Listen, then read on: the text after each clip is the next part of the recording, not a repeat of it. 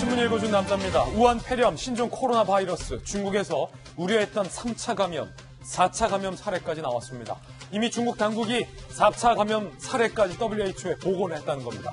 오늘 WHO는 국제적인 비상사태를 선포할지 말지에 대해서 결정을 하게 됩니다. 사망자가 점점 늘고 있습니다. 사스 때보다 더욱더 강력하다라는 게 중국 내 전문가들의 우려와 진단입니다. 오늘 이 뉴스도 상세하게 전해드리겠습니다. 오늘 조간신문 보도 함께 하시죠. 먼저 동아일보입니다. 중국에서 무증상자에게 집단적으로 전염된 사례가 나오고 있습니다. 이른바 3차 감염 사례도 나왔는데 보세요. 감염된 환자로부터 아버지가 옮았고 그 옮은 아버지로부터 어머니까지 옮았을 때 1차, 2차, 3차, 이 3차 감염 사례까지 나왔다는 겁니다.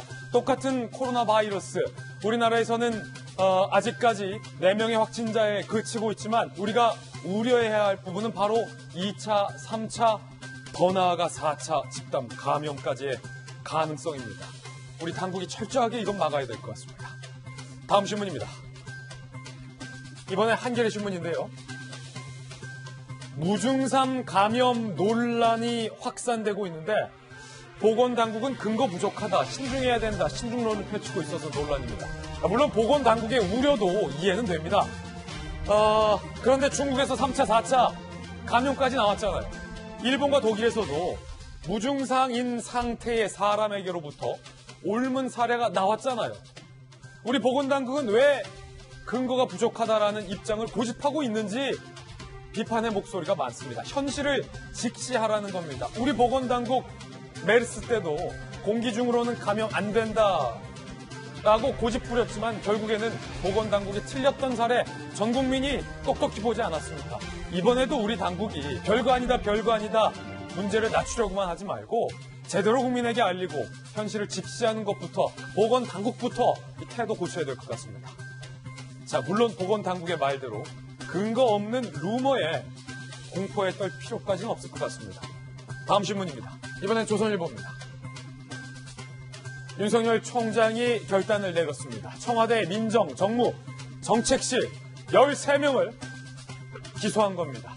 문재인 대통령의 30년 친구 송철호 시장을 돕기 위해서 이분들이 다 개입했다라고 검찰은 판단을 했습니다. 한병도 전 정무수석, 백원우 전 민정비서관, 박형철 전 반부패 비서관, 장환석 전 균형발전 비서관실 행정관, 송철호 울산시장, 황운하 전 청장, 송병기 전 부시장 이분들 검찰에 의해서 모두 다 기소됐습니다. 사상 초유의 기소, 더군다나 살아있는 권력, 청와대에 관계된 13명이 모두 기소된 건 이례적인 기소입니다. 자, 이에 대해서 청와대는 어떤 입장 낼까요? 잠시 후에 이야기 전해드리겠습니다. 그런가 하면 오늘 임종석 전 대통령 비서실장 검찰에 출석합니다. 그 모습도 라이브로 전해드립니다. 다음 신문입니다. 이번엔 중앙일보입니다.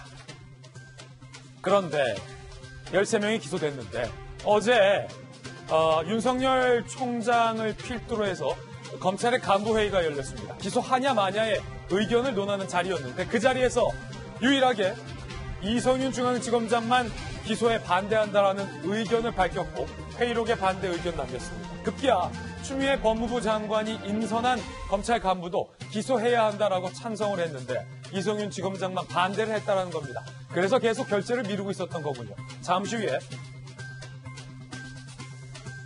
이때의 이 회의 장면도 상세하게 전해드리겠습니다. 다음 신문입니다. 이번엔 한국일보입니다. 총선이 이제 석 달 앞인데 학교, 이 중학교, 고등학교, 초등학교 내에서의 모의 선거운동에 지침을 두고 시끌시끌합니다. 일단은 서울시 교육청이 먼저 치고 나갔어요. 모의 선거를 추진하겠다라고 하자 아니 이제는 교실마저 정치판으로 만드느냐 안 된다. 반면에 정치교육은 필수다. 찬성한다라는 의견이 맞부딪히고 있는 겁니다. 논란 속에 선관위가 이거를 결정하게 될 것 같아요. 운동장에서 그렇다면 후보들이 명함을 배포하고 연설하는 것 과연 이거 찬성이냐 반대냐의 논란도 일 것으로 보입니다. 학습권이 침해된다라는 반대 의견도 만만치 않습니다. 지금까지 신문 읽어주는 남자였습니다.